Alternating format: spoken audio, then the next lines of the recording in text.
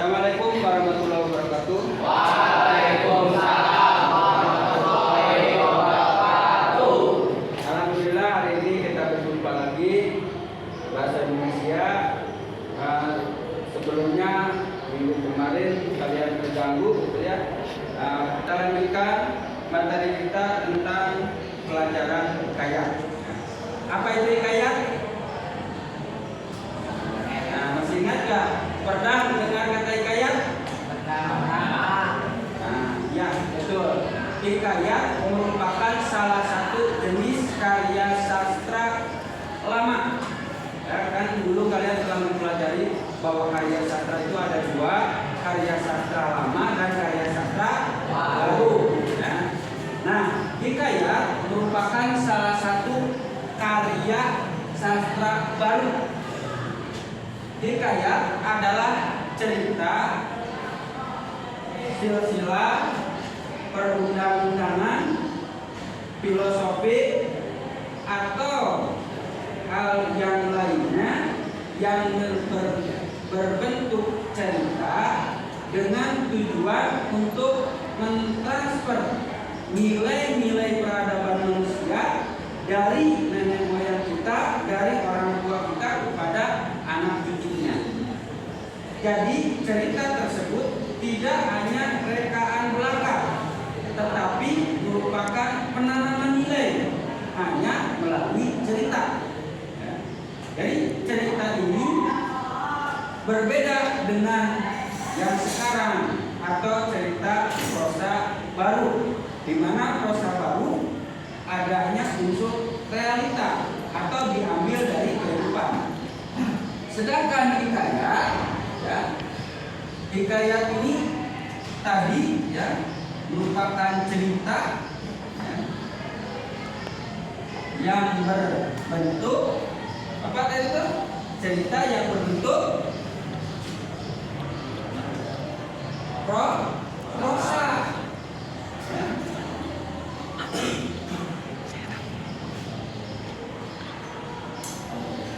Nah, tadi prosa ini bertujuan memberikan mentransfer nilai-nilai pada kita.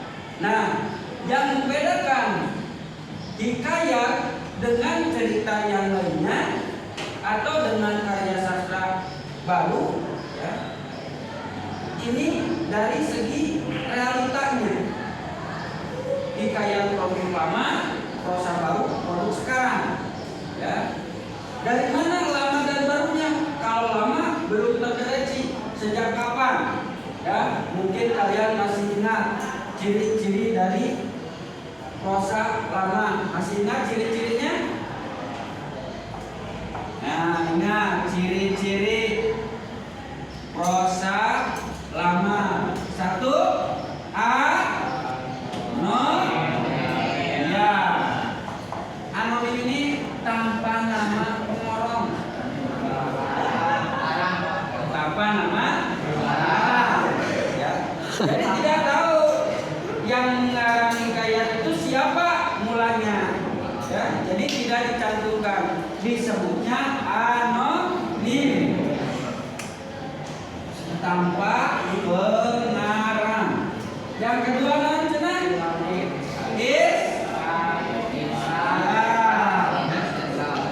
istana sentral, istana sentris. Berarti kalian masih ingat istana sentris ini berpusat di kerajaan. Jadi hikayat ini menceritakan raja-raja seperti Lutung Kasarung, menceritakan kerajaan yang mengusir, mengutuk anaknya yang berbuat salah. Kemudian Tangkuban Perahu mengusir anaknya yang difitnah sehingga terlepas dari kerajaannya, istana sentris. Yang ketiga, naon cenah? Kemustahilan.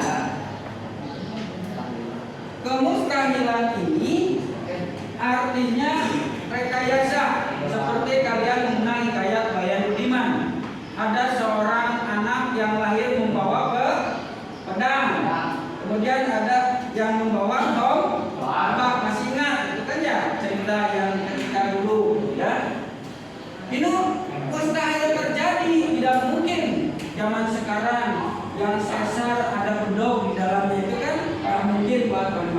Kemudian yang ketiga, yang keempatnya apa? Coba masih ingat tak?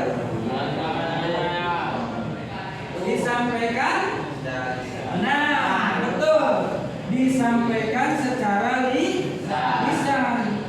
Kenapa lisan? Karena zaman dulu kala belum ada catatan, belum ada rekaman, belum ada buku. Ya. Kemudian yang terakhir menggunakan bahasa apa? Isyarat. Arkais, bahasa Melayu kuno, sah dan menurut hikayat, kan gitu. Konon kabarnya. Apa arti sah dan apa arti konon? Ya, itu tidak memiliki arti, hanya sebagai pemanis yang sekarang tidak ada lagi. Itu adalah ciri-ciri dari bahasa lama, terutama hikayat. Baik, kita lanjutkan lagi. Nah, kata Bapak, hikayat itu menyampaikan nilai-nilai. Nilai apa saja, masih ingat? Ada yang sudah tahu? Pertama, nilai nilai moral. Apa itu nilai moral?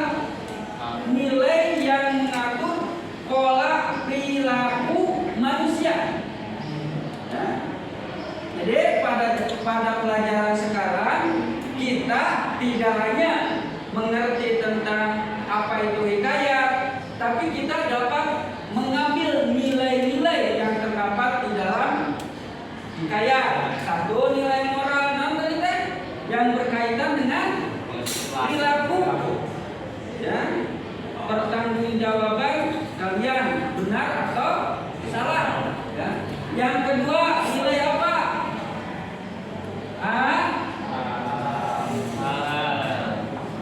Nilai agama yang mengatur antara manusia dengan Tuhannya, dengan Sang Pencipta. Kita sebagai makhluk yang diciptakan harus taat dan patuh terhadap perintah dari Allah. Ya. Nah, itu adalah jatuh dalam tata agama, baik itu dalam kehidupan sehari-hari, kehidupan beribadah, atau hal yang lainnya. Nah, kemudian ya, ada lagi nilai sosial. C, apa itu nilai sosial? Nilai yang berhubungan atau mengatur antara manusia dengan manusia lainnya, antara manusia dengan makhluk lainnya. Manusia tidak bisa berdiri sendiri, tetapi membutuhkan orang lain. Maka itulah disebutnya sosial. Agar antara individu yang satu dengan individu yang lainnya tidak terjadi bentrokan, justru harus saling membantu agar tolong menolong. Ya. Kemudian ya, nilai berikutnya lagi, nilai pendidikan. Nah, di dalam hikayat itu ada prinsip pendidikan. Apa itu pendidikan? Pendidikan apa? Proses mencari ilmu pengetahuan. Jadi pendidikan itu proses mencari ilmu pengetahuan sepanjang hayat.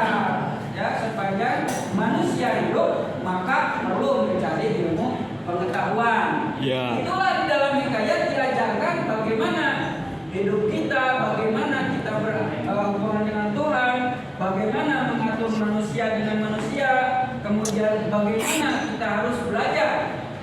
Yang terakhir yaitu struktur. Ya. Nanti